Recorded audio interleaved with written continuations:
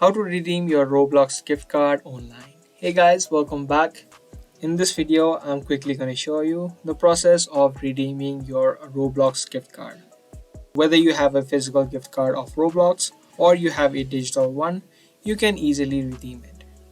And then just search for roblox.com/redeem.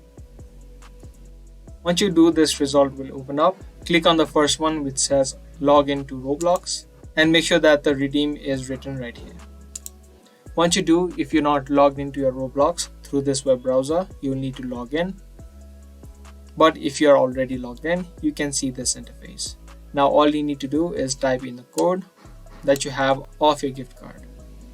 So just type in the code and then click on redeem. And your Roblox gift card will be successfully redeemed on your account. And you can use these gift cards to even buy Robux to purchase accessories.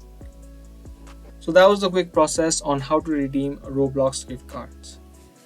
Be sure to subscribe to our channel and also turn on the notifications so you get notified for more interesting videos. That's pretty much it for today's video, and I'll see you guys in the next one.